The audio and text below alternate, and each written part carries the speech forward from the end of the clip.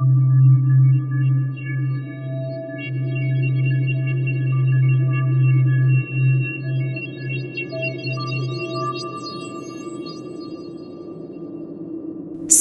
cerita lama yang tak semua berani mendengarnya sampai akhir. Tentang makhluk kecil, kepala botak, berkulit abu kadang ungu, dan tertawa di balik gelap. Inilah Tuyul, bayangan kecil yang membawa malapetaka. Cerita ini bermula dari sebuah kampung tua yang jauh dari perkotaan. Orang-orang menyebutnya Kampung Jatirejo. Wilayah yang konon dulunya ramai oleh pedagang perak dan hasil bumi. Tapi ada satu rumah di ujung kampung, berdinding papan, tertutup pagar besi, dan jendela-jendelanya selalu tertutup, bahkan saat siang hari. Rumah itu milik seorang pria tua bernama Pak Seno, yang dulunya dikenal sebagai juragan kaya raya, tapi tak ada yang tahu pasti dari mana datangnya kekayaan itu. Ia tinggal sendirian, tak punya anak, dan tak ada kerabat yang pernah datang menjenguk. Hanya satu hal yang dikenal dari dirinya.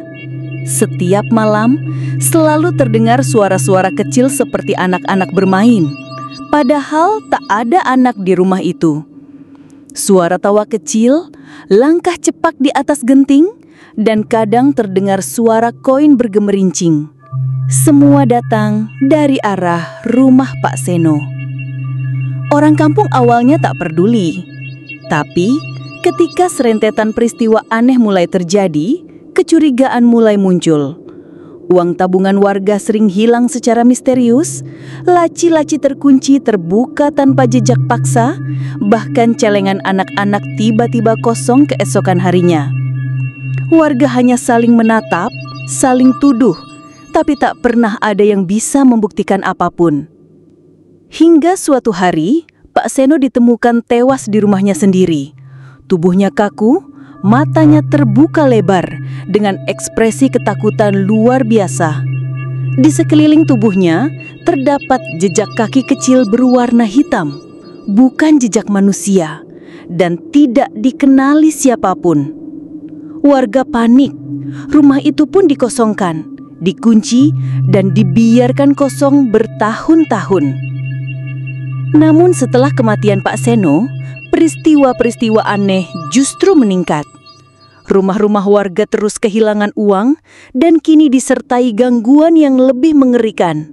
Suara tangis di kamar tidur, pintu terbuka sendiri tengah malam, dan benda-benda bergerak sendiri. Seseorang akhirnya memanggil seorang ustadz tua dari luar kota dan menceritakan dari mana ini semua berawal. Ia datang diam-diam malam hari, membawa kitab, dupa, dan segenggam garam kasar.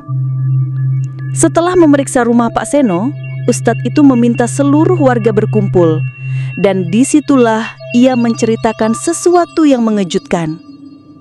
Tuyul, makhluk kecil pemanggil kekayaan yang dulu dipelihara oleh Pak Seno melalui perjanjian darah. Tuyul bukan sekedar makhluk gaib. Ia adalah arwah anak-anak yang mati secara tak wajar, kemudian dipelihara melalui ritual kelam. Menurut penuturan ustadz itu, dulu di kampung ini sempat terjadi gelombang penculikan bayi sekitar tahun 1950-an yang tidak pernah terpecahkan. Ustadz menunjukkan peta energi gaib dari rumah Pak Seno. Ternyata, di bawah lantai rumah itu terdapat ruang rahasia, dan benar, saat warga menggali, mereka menemukan ruangan kecil setinggi lutut manusia dewasa berisi boneka bayi, sesajen, dan belasan toples kecil berisi rambut dan koin perak. Warga histeris.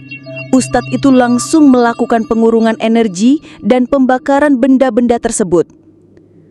Namun malam setelahnya, hujan deras mengguyur kampung, dan rumah Pak Seno terlihat seperti menyala dari dalam meski tidak terbakar.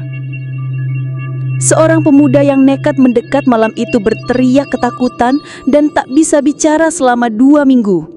Ketika sembuh, ia hanya bisa berkata, Ada anak kecil tertawa sambil memegang perutnya, dan ada darah di lantainya. Setelah kejadian itu, Kampung Jatirejo perlahan ditinggalkan. Rumah demi rumah kosong, tak ada yang berani menetap. Sekarang, hanya ada bekas tiang pagar dan pohon-pohon besar yang menutupi jalan masuk. Warga desa di sekitar hanya berani menyebut tempat itu dengan julukan Kampung Tuyul. Beberapa tahun kemudian, seorang peneliti supranatural dari Jakarta bernama Dika mencoba mengungkap ulang kisah itu.